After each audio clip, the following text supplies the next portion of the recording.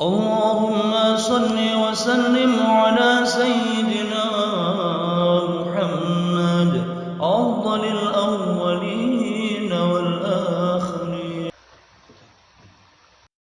Assalamualaikum warahmatullahi wabarakatuh. Alhamdulillah wassalatu wassalamu ala rasulillah Sayyidina Muhammadin ibni Abdillah, amma ba'dah.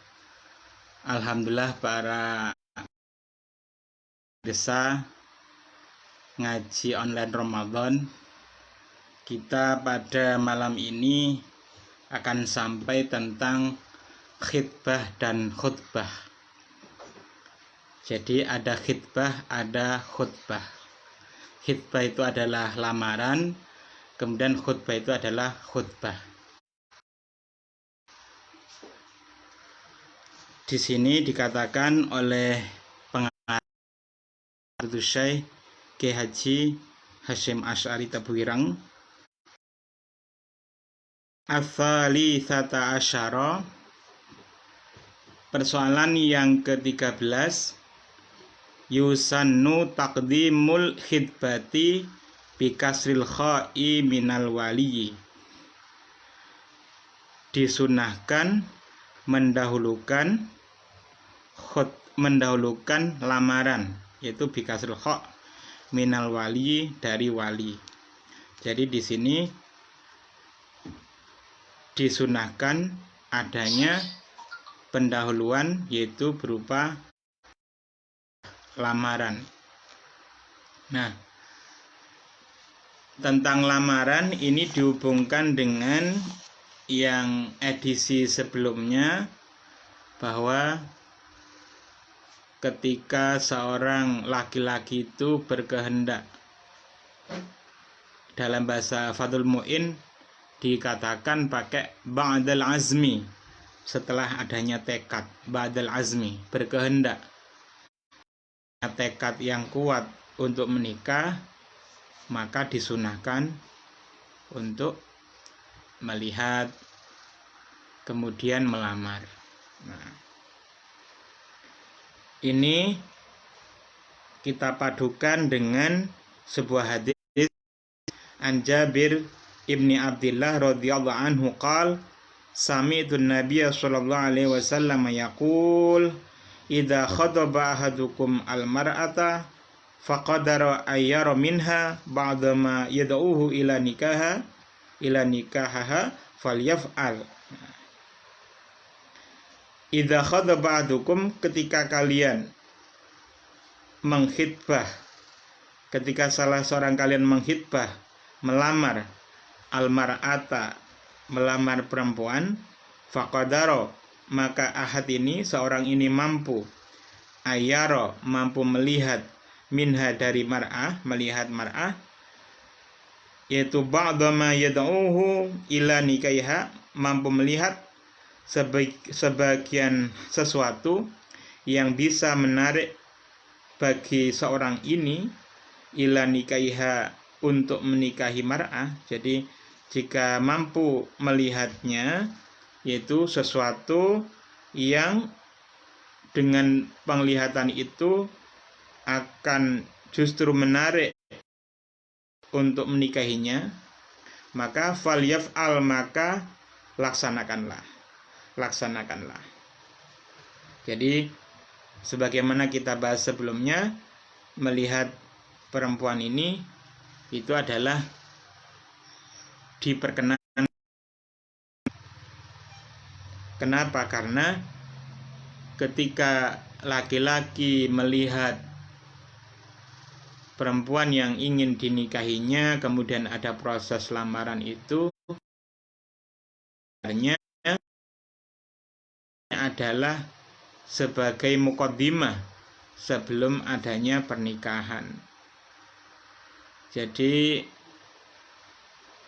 kenapa disyariatkan lamaran atau khitbah? Karena khitbah itu makna dasarnya adalah sebuah permohonan atau permintaan dari seorang laki-laki kepada perempuan atau walinya atau keluarganya yaitu permintaan atau permohonan pernikahan. Jadi proposal ya.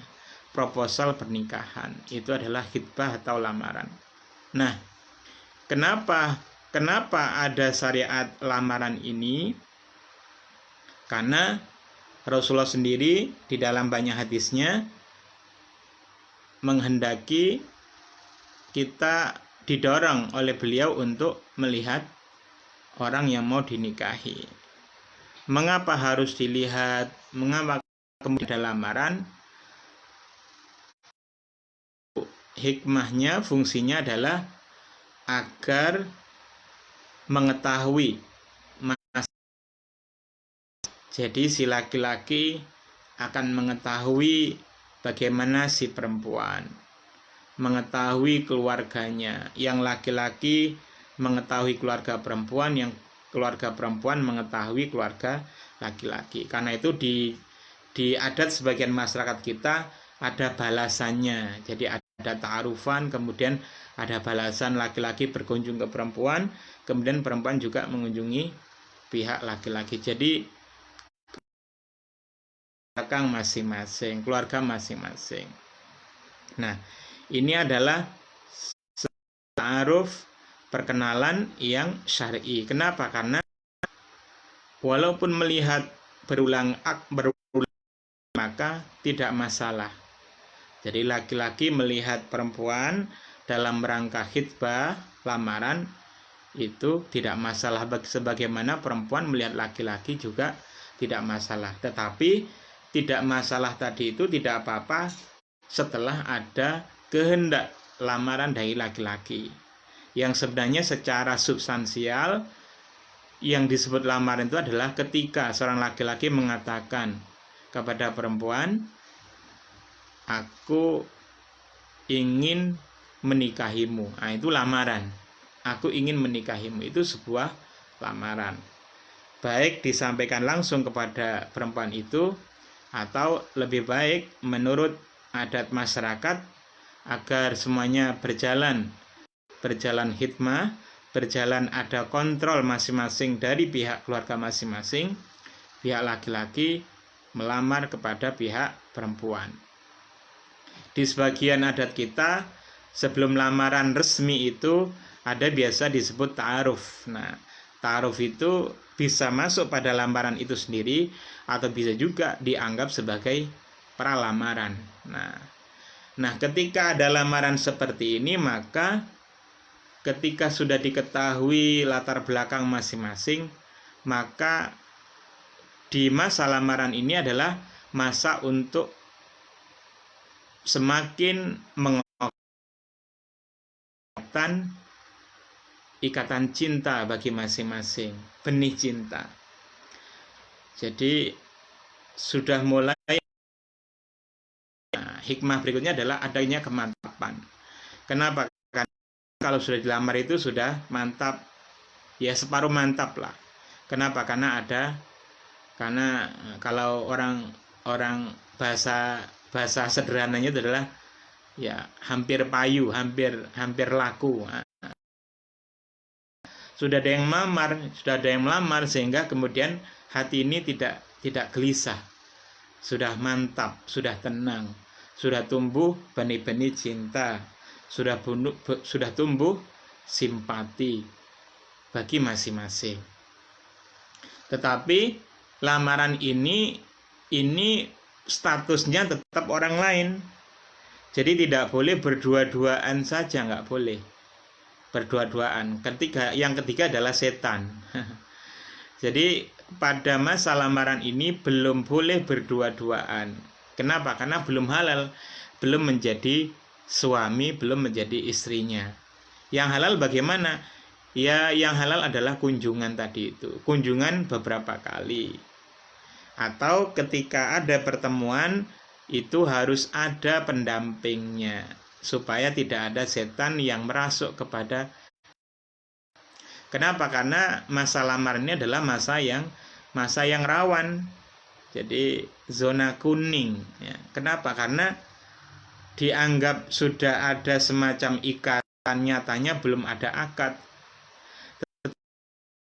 apa-apa, nyatanya sudah ada proposal, sudah ada permintaan untuk menikahi. Jadi ini atau mukadimah sebelum akad nikah. Nah, tetapi maksud saya adalah karena belum akad, maka sebenarnya lamaran itu tidak bisa dianggap sebagai mutlak sebuah perjanjian menikahi. Tidak bisa dianggap mutlak begitu. Kenapa? Karena lamaran juga bisa dibatalkan. Setelah ada proses, kok sepertinya ada sesuatu yang kurang bagus, maka lamaran boleh dibatalkan. Lamaran. Jadi lamaran boleh dibatalkan. Pembatalan itu baik dari pihak laki-laki maupun pihak perempuan. Contohnya begini. Ketika seorang laki-laki, keluarga laki-laki melamar kepada perempuan, kemudian setelah itu biasanya di masyarakat ada masa tunggu, musyawarah dahulu. Nah, setelah musyawarah diterima. Nah, kemudian setelah diterima itu ada terjadi sesuatu, maka bisa dibatalkan baik dari laki-laki maupun perempuan. Nah, ketika belum ada pembatalan, maka pihak orang lain tidak boleh melamar. Jadi sudah. Nah, kenapa? Karena sudah ada permintaan untuk menikahi. Nah, karena itulah di dalam proses lamaran itu harus ada kejujuran. Ada kejujuran. Rasulullah dalam salah satu hadis itu ada cerita bahwa ada seorang laki-laki itu melamar. Nah, melamar, tetapi ketika melamar si laki-laki ini pakai semir. Nah, jadi rambutnya sudah ada putihnya nih. Ternyata ketika melamar itu pakai semir. Nah, kemudian ini tidak diperkenankan. Semirannya boleh, tetapi harus dijelaskan. Mohon maaf, misalnya seperti ini, saya ini posisi melamar, saya ini semiran. Nah, sebenarnya saya itu rambutnya sudah ada yang putih. Ya. Itu harus dijelaskan supaya tidak terjadi unsur penipuan. Jadi dari awal tuh harus betul-betul jelas. Betul-betul jelas. Jadi memang ada hak untuk membatalkan. Tetapi tidak bisa sewenang-wenang begitu. Sebenarnya bisa disiasati. Bisa disiasati supaya tidak terjadi kekecewaan yang terlalu besar atau peluang berhasilnya itu lebih banyak, maka harus ada diskusi yang intensif antara yang dilamar dengan walinya. Ini ayah, ibu, ini mau ada yang melamarku, kira-kira seperti apa. Lalu kemudian si perempuan ini sebelum mau dilamar itu dia bisa melihat keluarga si laki-laki, baik dia sendiri atau mengirim utusan. Demikian juga dari laki-laki mengirim utusan. Nah, semuanya dimaksimalkan supaya terjadinya kegagalan itu bisa diminimalisasi. Nah, asalkan penggagalan itu tidak karena sesuatu kezaliman, karena ada unsur tertentu yang bisa dibolehkan, maka tidak apa-apa. Nah, jadi karena bukan mutlak perjanjian menikah harus pasti, maka boleh jadi ada penggagalan, tetapi bisa diminimalisasi seperti yang tadi itu. Jadi pintu pergaulan yang lebih intensif antara laki-laki dan perempuan itu ya ta'aruf atau pralamaran itu. Jadi ketika lamaran itulah kemudian dibolehkan melihat wajah, kemudian telapak tangan. Melihat wajah itu tujuannya untuk melihat keelokan, kecantikan, kegantengan. Kalau telapak tangan ini untuk melihat karakter kulitnya dan seterusnya. Kemudian para penyimak yang berbahagia, tadi disampaikan tentang persoalan yang ke-13. Disunahkan mendahulukan lamaran. Kemudian juga disunahkan wa khutbatun qablaha. Nah, di lamaran ini disunahkan khutbah sebelum proses lamaran itu. Jadi maksudnya adalah pihak laki-laki atau keluarga sebelum melamar itu ada khutbahnya. Ada khutbah disampaikan oleh pelamar atau yang mewakili. Khutbahnya sebagaimana nanti dia akan dijabarkan seperti apa. Jadi khutbah itu kemudian menurut ulama di dalam proses pernikahan itu ada disunahkan 4 khutbah. Pada proses lamaran 2 kali, yaitu dari pihak pelamar dan pihak yang dilamar. Kemudian ketika akad pernikahan nanti itu ada 2, yaitu dari wali perempuan dan dari laki-laki. Nah, itu bagi yang berpandangan disunahkan untuk laki-laki juga khutbah sebelum qabul itu. Nah, tetapi ada ulama yang mengatakan disunahkan khutbah itu ada 3. Yang untuk akad, yang pihak laki-laki tidak disunahkan. Nah, jadi ada 4 khutbah atau setidaknya 3 khutbah. Nah,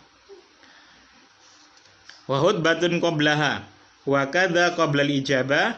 Begitu juga disunahkan khutbah sebelum ijabah. Sebelum jawaban.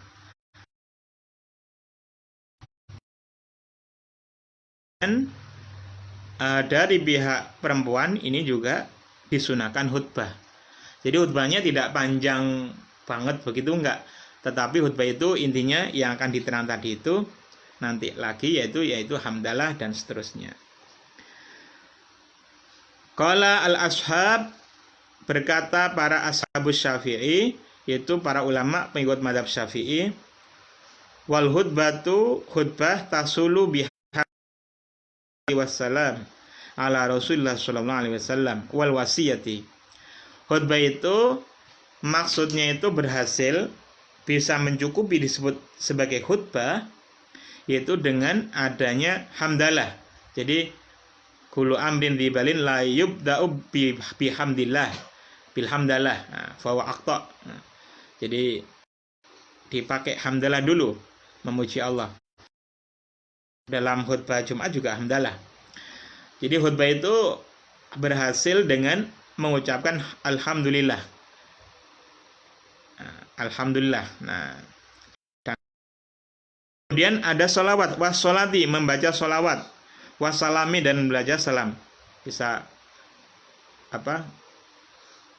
usolli wa usallimu, atau wassalatu wassalamu ala Rasulillah. Kemudian wal wasiyah, dan wasiat takwa. Jadi singkat saja, usikum bitaqwallah, seperti itu. Fayaqulu, maka berkata al-khatibu, yaitu pelamar. Jadi al-khatib. Jadi kalau al-khatib kha-nya pakai alif itu adalah pelamar. Tapi kalau kha-nya dikasih setelah kha langsung ta, setelah ta itu ya, khatib, maka itu namanya pengkhutbah. Nah, kalau khatib itu pakai alif itu pelamar, tetapi pelamar juga bisa berkhutbah juga. Nah, ini buktinya khatib yang berkhutbah. Nah, al khatib wa huwa khatibun. Nah, jadi khatib yang khatib. Pelamar ini berkata, jadi ini artinya adalah khutbah sebelum lamaran. Nah, ini fayaqul khatib qoblal khitbah. Nah, pelamar sebelum melamar ini ketika nyampe ke rumah dari keluarga perempuan mengucapkan begini, bismillah walhamdulillah wassalatu wassalamu ala Rasulillah usikum ibadallah wa nafsi bitaqwallah amma ba'd faqad ji'tukum khatiban karimatakum aw fatatakum fulanatan. Nah, seperti itu. Jadi cukup seperti itu saja khutbahnya, singkat, to the point. Nah, ini sebagai mukadimah nanti pernyataan-pernyataan yang diucapkan dalam bahasa kita masing-masing. Jadi dimulai dengan bahasa Arab seperti ini supaya khidmah, ada nuansa yang sakral. Jadi kalau diartikan bismillahi dengan menyebut nama Allah, walhamdulillah segala puji bagi Allah, wassalat wassalam ala Rasulillah, sholawat dan salam semoga tercurah kepada Rasulullah SAW. Usikum, aku berwasiat, kum kepada kalian, ibadallah, wahai para hamba Allah, wa nafsi, dan aku berwasiat kepada diriku. Wasiatnya apa? Bitaqwallah, dengan takwa kepada Allah. Amma ba'd, setelah hamdalah dan seterusnya itu, faqad ji'tukum, maka sungguh aku datang kepada kalian, khotiban, dalam keadaan yang melamar. Nah, ini pelamarnya ini keren banget. Nah, pelamarnya ini pede, berkhutbah begitu. Ji'tukum khotiban karimatakum, dalam keadaan melamar karimatakum, yaitu melamar anak perempuan kalian. Au fatatakum, maksudnya adalah atau putri kalian, yaitu fulanatan, fulanah siapa namanya. Kemudian wa ingkana,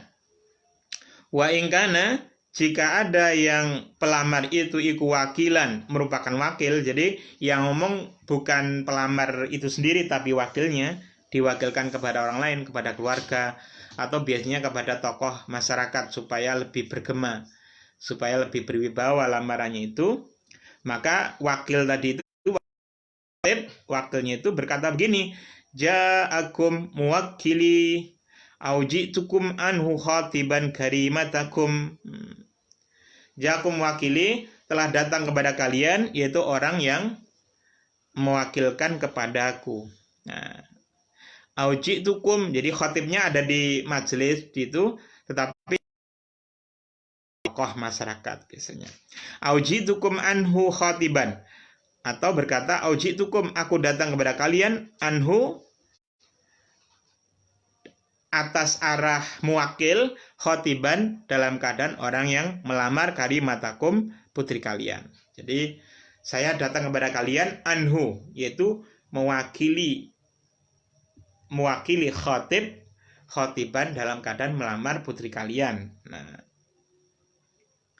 kemudian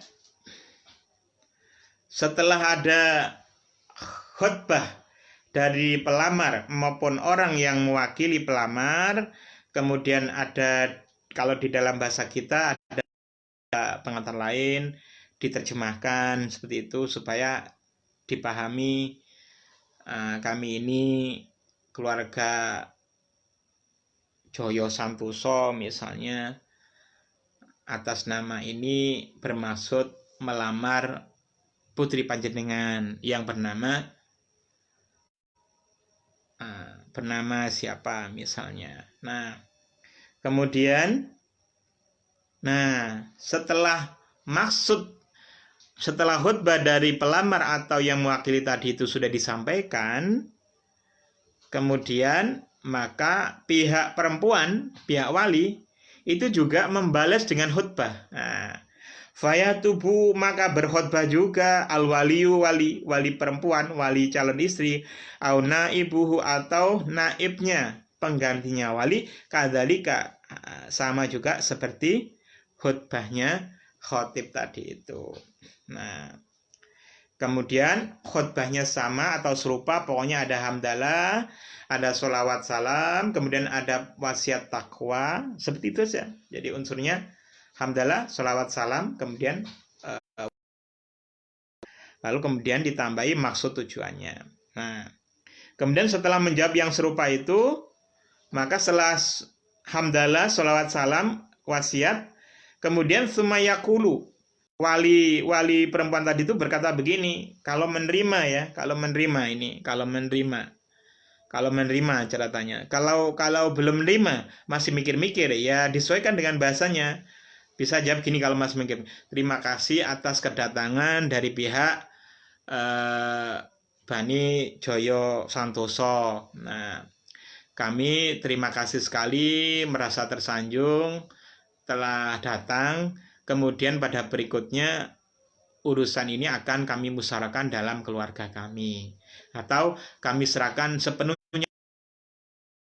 Tapi untuk proses jawabannya kami mohon bersabar, akan kami jawab beberapa hari lagi. Nah, seperti itu.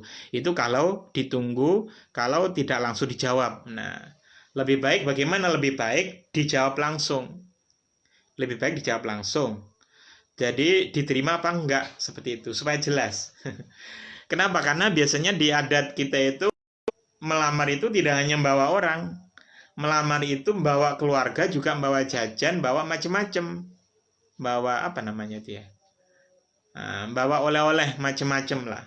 Yang kemudian yang pihak putri juga membalas dengan membawa juga. Nah, ini kan ribet kalau kemudian tiba-tiba ditolak. Jadi harus dikomunikasi dulu, disiasatin. Karena itulah di dalam tradisi kita itu ada dua biasanya. Ada semacam ta'aruf, perkenalan dulu, dialog pra, lamaran. Nah, itu biasanya ini cuma seorang saja. Seorang calon pelamar kepada keluarga istri, atau bersama temannya, atau bersama ustadznya, atau bersama salah satu keluarganya yang bukan ayah ibunya. Jadi biasanya kalau ta'aruf itu tidak melibatkan ayah ibu, tetapi melibatkan orang agak jauh, teman atau orang yang dipercaya. Dan itu ya hanya ini aja, membawa orang aja biasanya. Nah, ini. Nah, setelah proses ta'aruf itu kan kemudian ada proses dialog berikutnya. Nah, mungkin kalau sekarang enak bisa pakai WA, SMS, atau telepon. Ini saya mau melamar nih, kira-kira tidak, iya. Nah, bisa disiasati kira-kira diterima apa enggak. Kalau si calon ini kemudian tidak bisa menjawab, ya udah saya nunggu jawabannya. Maka setelah ditunggu jawaban, iya diterima. Setelah diterima baru kemudian berangkatlah keluarga itu di tanggal waktu yang ditentukan. Jadi tidak ribet. Kadang ada proses lamaran nunggu-nunggu. Wah iya ini kami musyawarahkan dulu. Wah ini terlalu lama ini. Lamaran itu ya udah sekaligus diterima aja seperti itu. Nah, ini yang dicontohkan begini, summa yaqul, kemudian wali itu berkata, yaqulu lasta bimarhubin angka, lasta tiadalah engkau bimarhubin angka, tiadalah engkau termasuk, tiadalah engkau orang yang dibenci. Artinya apa? Wah, artinya kamu masuk nominasi ya, seperti itu. Kamu diterima, Anda diterima. Lasta bimarhubin angka, engkau diterima. Nah, seperti itu. Jadi perjuangannya tidak sia-sia lah. Tidak sia-sia. Nah, ini yang proses lamaran. Jadi proses lamaran itu dianjurkan, disunahkan ada 2 khutbah. Yaitu khutbah dari pihak pelamar dan khutbah dari pihak wali atau pihak putri. Kemudian berikutnya ar-rabi'ata asyarata. Persoalan yang ke-14. Yustahabu ayyakula al-muzawwizu qablal aqd.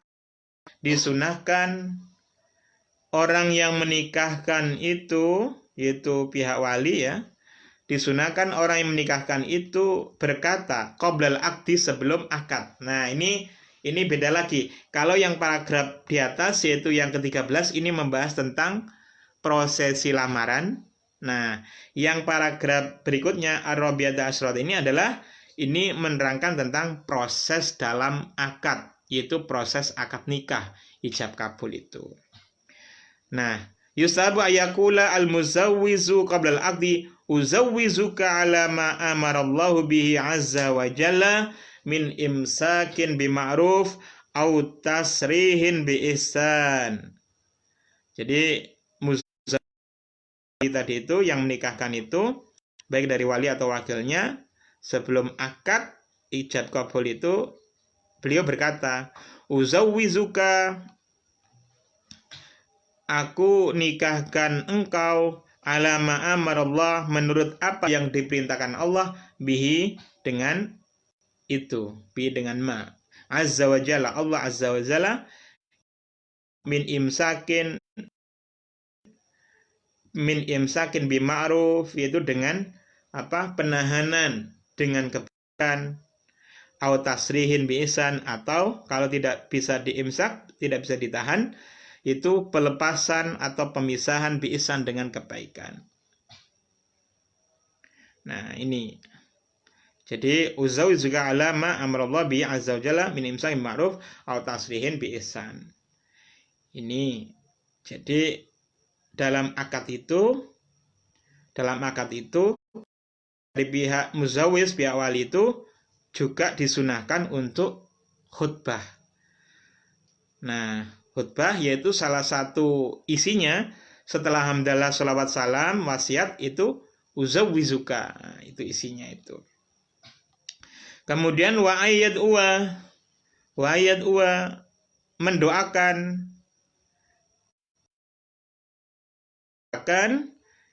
disunahkan mendoakan lahuma bagi dua mempelai, ba'dal aqdi, setelah akad, setelah selesai khutbah itu, kemudian perkataan yang tadi itu, kemudian ada ijab, ada qabul. Ada ijab, ada qabul. Nah, ini berarti namanya ba'dal aqdi, setelah akad. Itu setelah khutbah, setelah prosesi akad nikah yaitu ijab qabul itu selesai, disunahkan juga muzawwij itu mendoakan, nikahkan, atau orang yang ditunjuk. Disunahkan mendoakan keduanya ba'dal aqdi bil khair, dengan kebaikan, kebagusan, wal barokati, dan keberkahan. Kenapa disunahkan mendoakan kebaikan dan keberkahan? Lima rawa Abu Hurairah, karena ada riwayat dari Abu Hurairah radhiyallahu anhu, anna Rasulullah sallallahu alaihi wasallam, Rasulullah kana idza rafa'al insana, beliau itu ketika mendoakan kepatutan bagi manusia, rofa, mendoakan kepatutan, mendoakan kepatutan, kesentosaan, perjodohan bagi manusia, yaitu dalam keadaan idza tazawaza, itu manusia ketika dalam prosesi pernikahan, aida'alahu, maksudnya rofa adalah aida'alahu bilittifaq, maksudnya rofa adalah Rasulullah itu mendoakan lahu bagi insan bilittifaq, dengan kecocokan. Nah, mendoakan kecocokan, wal istima, dan perkumpulan yang baik. Kemudian Rasulullah berdoa begini, ini setelah akad ya, setelah akad selesai, beliau berdoa begini, qala, berkata Rasulullah sallallahu alaihi wasallam, bersabda, barakallahu laka, barakallahu laka, baraka, semoga Allah memberkahi, laka, bagimu, wahai mempelai laki-laki, wa baraka alaika, dan juga semoga Allah memberkahimu, sehingga engkau sabar. Wa jama bainakuma, dan semoga Allah mengumpulkan bainakuma, di antara kalian berdua, fi khairin, di dalam kebaikan. Jadi doanya adalah doa keberkahan dan doa kebaikan. Nah, ini mengapa yang diarahkan pertama adalah laki-laki, barakallahu laka, semoga Allah memberkahimu, laki-laki. Kenapa? Karena berkah Allah untuk laki-laki ini, karena laki-laki ini adalah sebagai qawam, sebagai penopang keluarga, atau bahasa mudanya adalah sebagai pemimpin. Nah, sebuah satu kesatuan, organisasi, perkumpulan, itu akan baik kalau pemimpinnya baik. Nah, kalau pemimpinnya tidak baik, bagaimana bisa diharapkan perkumpulan itu akan menjadi baik? Karena itulah pemimpin itu menjadi kunci. Karena itulah yang disasar oleh Rasulullah, yang diutamakan oleh Rasulullah adalah keberkahan bagi laki-laki itu. Nah, kemudian keberkahan semoga si laki-laki ini, suami ini sabar dalam proses. Nah, sabar dalam proses ini dengan penuh. Kemudian Rasulullah kemudian berdoa, wajama bainakuma, semoga Allah mengumpulkan kalian berdua, yaitu suami istri, fi khairin, di dalam kebaikan. Nah, jadi ini adalah bagian bahwa pernikahan itu adalah sungguh begitu sakral, sehingga diakhiri dengan doa. Ya, sama seperti khutbah itu ada hamdalah, kemudian ada mauidhah, nasihat, kemudian ada doa. Jadi akad pernikahan ini dipungkasi dengan doa. Barakallahu laka wa baraka alaika. Doanya tidak begini, semoga kalian menjadi kaya, tidak begitu. Nah, tetapi sudah ada di dalam ayat Al-Qur'an kan, jika kalian masih fakir, maka niscaya Allah akan mengayakan, memampukan kamu. Nah, ini juga motivasi yang kuat sekali dari syariat, bahwa manusia itu tidak boleh putus asa, tidak boleh kecil hati. Betapa banyak keluarga ini yang dimulai dari titik nol. Nah, dimulai dari titik nol, dari titik-titik penderitaan, dari titik-titik titik-titik kesengsaraan, titik-titik yang masih kosong.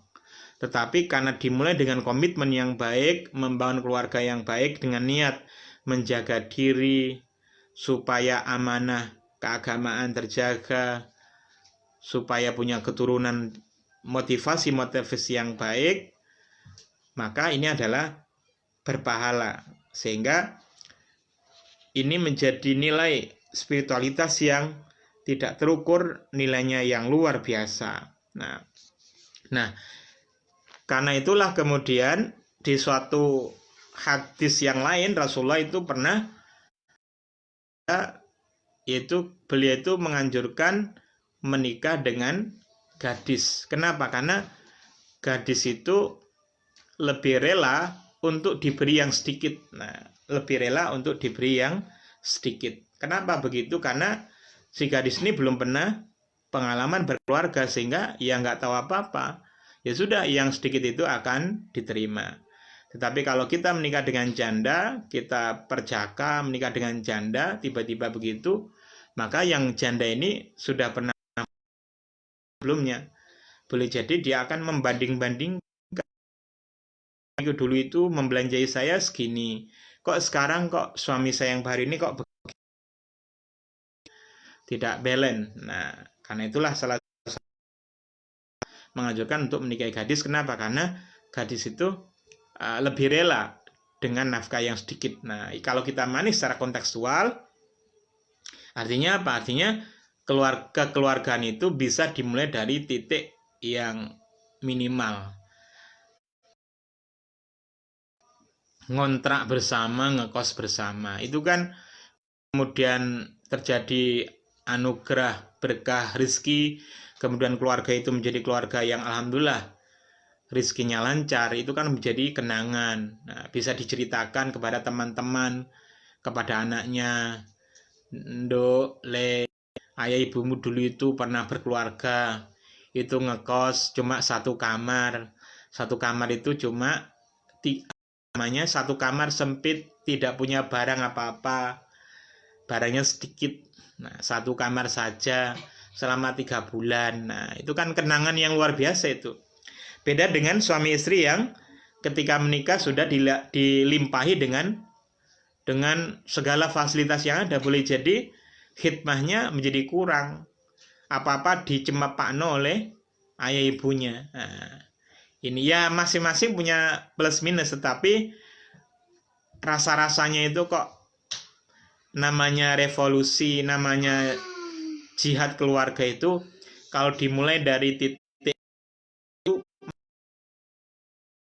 Jadi apalagi itu komitmen itu berasal dari apa? dari anak sendiri bilang kepada orang tuanya, ayah ibu izinkan aku izin ngekos atau ngontrak rumah bersama saya ini berlatih mandiri. Jadi berlatih mandiri itu bisa dimulai dari lepas dari keluarga induk. Nah, itu sebagian keadaan begitu. Tidak semuanya seperti itu. Ada juga kemaslahatan yang membawa harus berada di rumah induk. Kenapa? Karena ibunya tidak ada yang menjaga. Siapa yang menjaga kalau bukan kita? Berarti dalam kondisi begitu, maka kita bersama ayah ibu atau ibu kita atau ayah kita. Ya tidak masalah, tetapi substansinya adalah kemandirian. Ada keterbatasan. Dengan adanya keterbatasan itu diharapkan akan terjadi sebuah proses cara berpikir, belajar memanai keterbatasan itu sehingga mendewasakan kedua belah pihak. Kalau sedikit-sedikit diikut campuri oleh keluarga ini, bagi sebagian orang tidak masalah, tapi bagi sebagian orang menjadi masalah. Kenapa? Karena tidak ada kemandirian. Ini juga problem. Jadi memang banyak problem. Jadi hidup rumah tangga itu dari titik A hingga Z itu semuanya problem. Tetapi yang membedakan adalah bagaimana kita menyikapi problem itu. Kenapa? Karena ketika kita yakin bahwa problem itu pasti ada, maka yang harus kita lakukan adalah cara mengubah problem itu, cara berpikir menghadapi masalah, dan cara mengatasi masalah.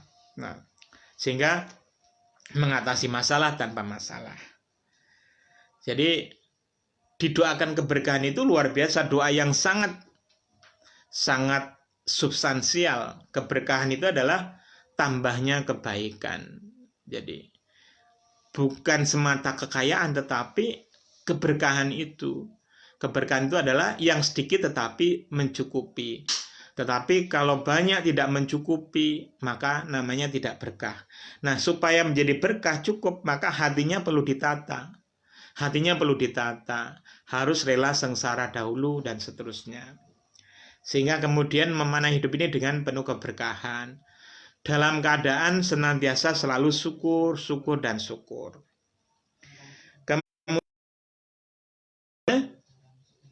Yang paragraf berikutnya ini sata asyarota, persoalan yang ke-15, qala berkata ulama yang saat alim al-Qalyubi, yaitu Syekh al-Qalyubi, fi babi sholatin nafli, di dalam bab min hasyatihi, dari catatan pinggirnya beliau, ala syarhil alama al-mahali, atas syarah dari kitab karangan al-alama orang yang saat alim mahali. Ya. Ada hasyiah al-Qalyubi. Ya. Apa perkataan al-alama al-Qalyubi? Yusannu rok'at, melaksanakan sholat 2 rakaat li zauzi, bagi suami, qabla aqdin nikahi, sebelum proses akad nikah. Jadi sebelum akad nikah ini disunahkan bagi suami, calon suami ini untuk sholat sholat 2 rakaat. Grogi juga. Kadang-kadang ada seorang calon suami itu ketika qabul ini grogi. Grogi. Tidak harus bahasa Arab, tetapi memang kadang-kadang bagi orang yang tidak tahu, kadang-kadang sholat tidak harus bahasa Arab, tetapi memang kalau pakai bahasa Arab itu rasanya lebih syahdu, lebih lebih menggema. Jadi disunahkan sholat waliman zufat lahu urusun qoblal wiqa, dan disunahkan juga sholat 2 rakaat bagi orang yang dipertemukan lahu urusun, dipertemukan nuansa kepengantinan. Nah, yaitu nuansa kepengantinan qoblal wiqai, sebelum berkumpul. Nah, jadi sebelum berkumpul ini juga disunahkan bagi suami berkumpul, disunahkan juga bagi istri untuk sholat dua rakaat. Nah, wajib, sunnah tidak wajib. Pernikahan itu dimulai dari adanya perkenalan, yang perkenalan itu ada pada pralamaran maupun pada prosesi lamaran, peminangan, ta'aruf, dan lamaran. Maka ketika kondisi keluarga masing-masing sudah diketahui, orientasi hidup sudah diketahui, cara berpikirnya secara global sudah diketahui, maka ketika sudah terjadi akad, maka dua mempelai ini sudah siap. Kenapa? Karena sudah mengukur, oh, si suami saya ini dari keluarga seperti ini, dengan latar belakang seperti ini, oh, istri saya seperti ini, dan seterusnya. Sehingga dengan adanya perkenalan yang cukup itu, maka diharapkan pernikahan keduanya akan menjadi pernikahan yang berkah dan penuh dengan kebaikan. Demikian, semoga uraian ini bisa bermanfaat bagi diri kami pribadi dan bagi pendengar semuanya saja. Wallahul muwafiq ila aqwamit thoriq. Wassalamualaikum warahmatullahi wabarakatuh.